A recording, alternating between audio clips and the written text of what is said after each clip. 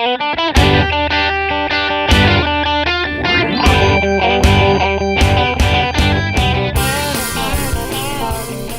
do you feel about Madison? How about us going to school in summer? Well, I think it's great. The balanced school year, actually, we wanted to provide options for families. It's not meant to recruit students, it's meant to provide options for the students that we do have.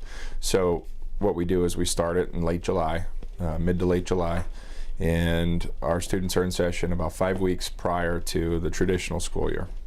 And they just get more frequent breaks, and we feel that prevents that summer learning loss, and we feel that the more frequent breaks are good for both students and teachers, gives them time to refresh, regroup, and we feel that it's an improvement for not only academics but also just the morale, the happiness.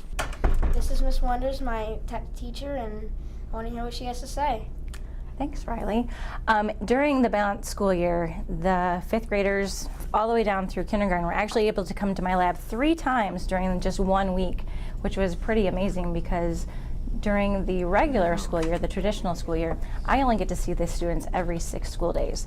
So we were able to get a lot more projects done.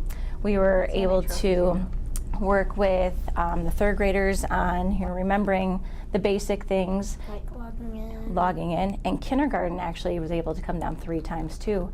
And they're the ones that struggle the most with the computers, and they were able to actually use the mouse, and they were loving coming in 3 times. Just the sound of school in summers, no, nobody sounds like it's a great idea, but it's really cool and fun and interesting, especially with the less distractions. Like, there's only 2 classes per grade doing it.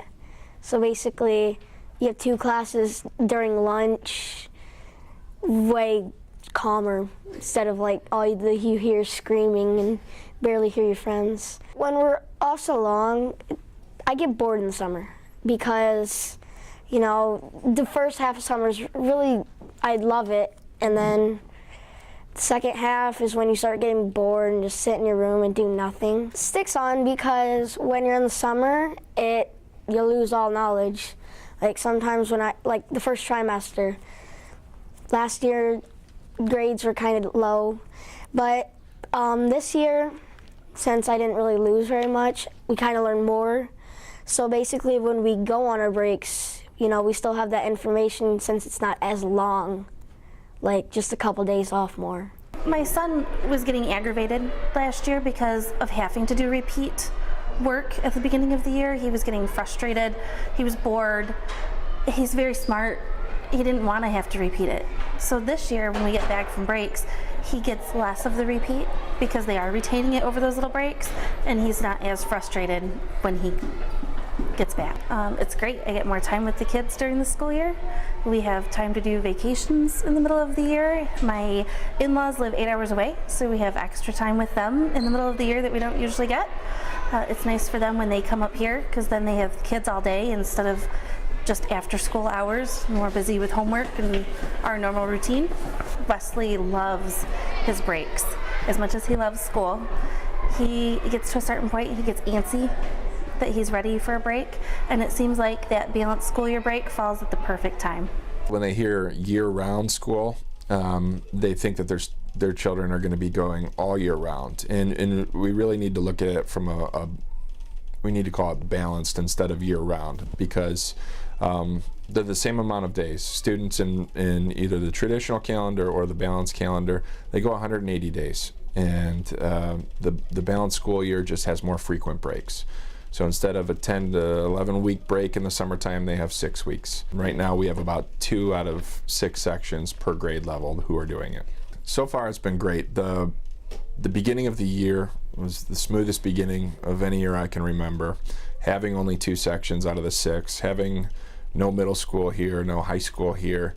It was very quiet, we got a lot done in those first several weeks. Looking at student data in the beginning of the year, there was a slight difference. Our kids who came in July, compared to their spring scores, there was less loss. Now we finally get to see if the kindergarten teachers really like it. So how do you like going to school in the summer?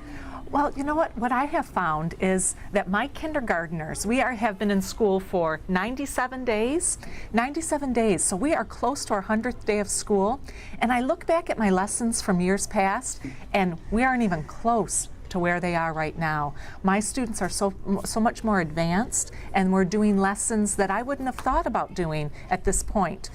Some of my students who were in the young fives, they did not lose things over the summer because we were back so quickly, and so they were able to retain that information, and so I've been able to move quicker and get through more lesson plans than what I have been in the past. So like less stressful? It's been very less stressful. A little stressful because I'm like, oh, I get to take them further. I get to do more with them. To develop our calendar, teachers met and we talked about when breaks would be good for the students. The timing was perfect, and the times that we've had off, like this coming up in February, we have a 10-day break that we'll have, and I think the students will be ready for that break. With the being inside, with this not being able to play because of the weather conditions, and being able to take that break, I think they'll be ready.